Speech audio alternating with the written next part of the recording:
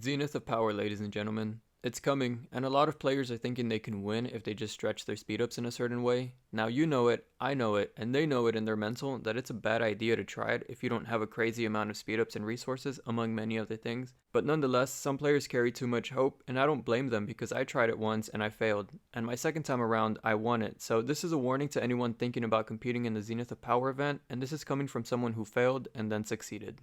Okay, so the first thing to consider is how old is your continent? And I say this because if you're in a very young continent, then you have your work cut out for you because there will not only be a bunch of players participating because everyone thinks they can win in these younger kingdoms, but many of those players also have research they can do, buildings they can still upgrade, and probably a bunch of troops to train as well.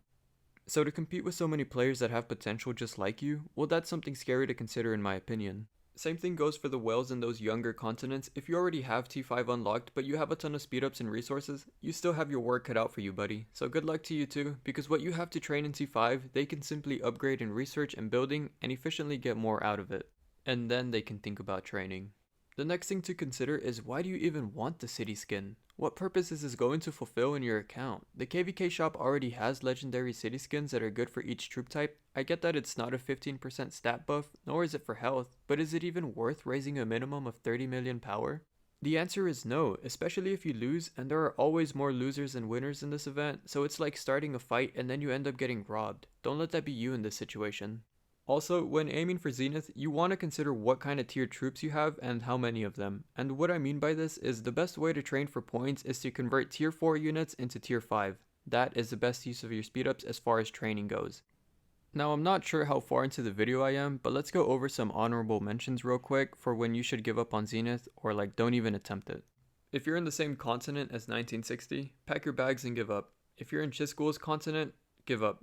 If you have an Imperium kingdom in your continent, give up. If you're thinking 22 million power gain is a lot, give up. If you don't have troop training reserves, give up. If you're broke in real life, give up. So those are some of the honorable mentions. You would think that they were obvious, but trust me, they are not. Now for speedups, having 1000 days is nothing. Some people wipe their booty with that, and they're just in a different league. Same thing for having 1.5 billion resources of each. These things will not take you far in the Zenith event. There are definitely people in your kingdom that have way more than that. Now just imagine compared to all the other players in all the other kingdoms. If you're out there thinking, oh, I can spend this amount of money on bundles, I have a budget of this amount, well, yikes, man. I'm not saying it's not possible, maybe you've saved a lot for this event, but when it comes to using money against whales, if you're budgeting, don't fight people without budgets. You're bringing a knife to a gunfight, it's possible to win, just not likely. Now I don't mean to be a hater, I really love this event and I love watching people compete, so real quick, let's go over some players who should participate in this 15% Archer Health City Skin or any Zenith City Skin in general. Rally and Garrison leads might want to try it because health is precious to them the most. They need better trades if they're going to be representing everyone else's troops in the kingdom.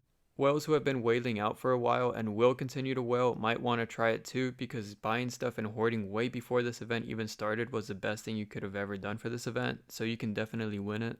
For this next one, it's specifically niche, but Archer mains, this event might be worth it for you since you have multiple marches to offer this buff to at the same time, but still, only if you can win it, but it's up to you. If you have over 2000 days worth of speedups, you have a shot at winning depending on your continent, but even then, you might not. Just keep in mind you will need a lot of resources too. Don't forget, speedups and resources are useless without each other. A lot of it has to deal with how you prepared for this event. And last but not least, if you have been hoarding like crazy and it's finally time to let loose, some free-to-plays have won this event before. It happens a few times here and there. It's totally possible, but they had to be on point when it came to everything, and they planned for something like this for a long time now. And if you think that's you and you're ready, then good luck. You'll be very stressed, just make a comeback and tell me everything. If it sounds like I'm trying to discourage players from competing in this event, it's because I am. The risk to reward factor is terrible. It's very high risk for a very low reward. And let's say you do win. Enjoy your stats that you can get from a single armament. Sorry, it's an awesome city skin, but it can be detrimental to your account. Anyways, I'm War Koopa, and if you stayed until the end, you're a real one. Anyways, that's it for the video. Later.